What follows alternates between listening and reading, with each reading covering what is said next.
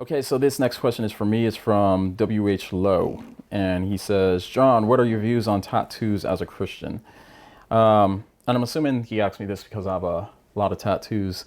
But David You're Wood not the actually, only one, yeah. yeah, David Wood actually has more tattoos than me. You just can't see them. One day we'll take our shirts off and show everyone what we got. Yeah, he actually has a tattoo of a bunch of hair on his chest, so it looks like he's Harry the Henderson. Or...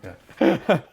No, but anyways, I guess for me, this question, I think the only verse that I'm aware of that actually talks about tattoos, or it seems like it kind of references tattoos, is in Leviticus 19:28. Is that right? 19:28. And in that verse, it just is talking about how people were putting marks in their skin, and this was in honor of like the other gods, the kind of idols at that time. And because of that, I mean, obviously, all my tattoos are not to worship or honor another god, right, or anything like that. It's kind of like any kind of behavior that pagans did. You know what I mean? It's if we Yeah, say, like the verse right before it says, "Do not cut the hair On at the the sides sides of of your your head." head, That's right, yeah. or clip off the edges of your beard, so you wouldn't be able to have an edge up, trim your beard, Now, or cut the hair sides, because those were associated with pagan rituals of their neighbors at the time. Right. And at that time, it's important to understand the context, what's going on, because at that time, God's people were being distinct, and you can see it through some of these physical things. That's why there was such an influence there, because God was establishing to try to separate His people from the pagans. So I guess you were supposed, if you were a Jew, you're supposed to look different, walk different, Right. talk different. Everything about you is supposed to be different, so that you are completely unique people there. That's right. Yeah. And so obviously, my tattoos aren't in that context, so I don't see a problem with it. Yeah, and I mean, regardless, the verse before it, or many of the verses in the surrounding context, I think are crucial, because, I mean, think about this. I can almost guarantee whoever's asking this, cuts his hair and stuff Right. like this, when you're being told right here in the verse right before it not to. And so Yeah. why would you say, 1928 we have to take seriously, 1927 we don't take that seriously anymore? Right. And Well, that's not what we're saying, though. What? We're not saying we don't take it seriously. It's as far as something that applies to you. Yeah. Yeah. There's a reason we don't take that We take seriously as the- something that applies to us. You take the principle underneath the prohibition seriously, which is we're set apart people, and we're not doing anything associated Yeah, with but pagan rituals. as far as the actual command, right? The command, you're going with the underlying, right? With the actual command in these passages, things like don't trim your beards, don't cut the hair on the sides of your Yeah. head. Why do we not say that's a command? Well, you're talking about a different covenant here. Yeah. Read the Torah. It says over and over again, this is for the children of Israel. This is for the children of Israel. These are the commands given to the children of Israel Yeah. when they came out of Egypt and so on. Yeah. Right? In the Bible, you have a series of covenants, right? You have, there's a covenant with Adam. Adam's told, here are the things you have to do, and so on. There's a covenant with Noah. There's a covenant with Abraham. There's a covenant with Moses and the children of Israel. Then, even in the Old Testament, we're told the final covenant is coming. Then you have a covenant with Jesus, right? You have a covenant with Jesus. And so, note, you have different commands that are associated with different covenants. Right, so the covenants are progressive, and each one has different terms and conditions. And that it can be different rules. I mean, just think about something like eating, right? Adam was only allowed to eat plants. Right. He wasn't allowed to eat any meat. And no one would say, it's in the Bible, only eat plants. Right. I mean, well, people do. Yeah, but, right. But Was it until we normally don't. Yeah. After the flood of Noah's day. Yeah, and that was Noah allowed. is told, eat anything that moves, right? So he wasn't even following the prohibitions against like pork and camel and stuff like that. He's so prior he's told, to the people of Israel being called out, so he's under a different yeah, and covenant as well. notice the Adam was far more strict. Right. Only plants. Noah, eat anything. Then you've got the covenants with the children of Israel, and it's you can eat certain things and not eat other things.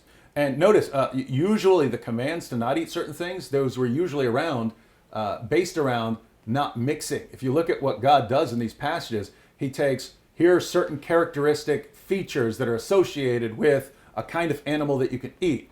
And if it starts having other features, then you don't eat it, right? Yeah. And he does. Yeah, he Has does to this be with a the, clear and distinct type for it to be a clean animal. yeah, and it's basically a series of reminders, daily reminders that everything you're doing in your day, everything you're seeing, everything you're doing, is reminding you not to mix with the surrounding cultures. And so we get to commands like don't cut the hair on the sides of your head, don't trim your beards, don't put tattoos on yourself. The question arises, is that a command for us as well? Because some of the commands, love the Lord your God with all your heart, mind, soul, strength. That's Old Testament. Yeah. We are still supposed to follow that. Right. And what you have is some commands, usually moral obligations and things like that, are going to be consistent, right? Yeah. They're consistent. In other words, it's one God, and these are things that would apply to all people. You're Right, like all expected to do these things. 1926, right before it says, do not practice divination or sorcery. Yeah. So the principle of the moral underlying principle, as well as the actual application, would be essentially identical today. Whereas in some of these, the underlying principle is still the same. And there's something called the London Baptist Confession of 1689, and it talks about following the general equity thereof in regards to Old Testament prohibitions. So the general equity thereof would be different with these things about trimming your beard or the sides of your hair or tattoos. And how you would apply it today. The principle is still valid, but some of these, the principle and the application are the same. Do not practice divination or sorcery. That's still not be okay. And so once you understand, wait a minute, I'm not under that covenant. I am not part of that covenant. You would ask, is the command repeated for me as part of my covenant? And the answer is no.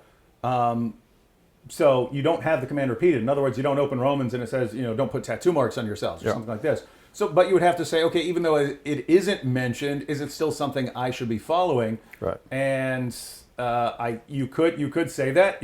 I think you'd have to make some extra step in reasoning, like your bodies are temples of the Holy Spirit, and therefore don't do that or something. I don't think it would be a very good argument. I think this is going to fall into one of the areas where Paul says Christians are just allowed to disagree on these things. Right? You're allowed to have disagreements about what you eat and certain holy days and stuff like this. If you don't have anything that clearly tells you one way or another, and you don't see anything, why would this be really wrong or something like that? Yeah. These would just be areas where Christians are allowed to have disagreements. And so in other words, if someone says, hey, I don't believe you should be putting tattoos on you, I say, okay, well, don't, right? If you believe that that's wrong, certainly don't do it. But if your only basis for saying that is, hey, Leviticus 19:28, please don't be cutting your hair, or then I'm gonna have some questions for you. Right. Yeah. And the only thing I'd add to that, like he kind of said too, when Paul's talking towards the end of Romans, or actually I think it's probably Romans. Was it Romans?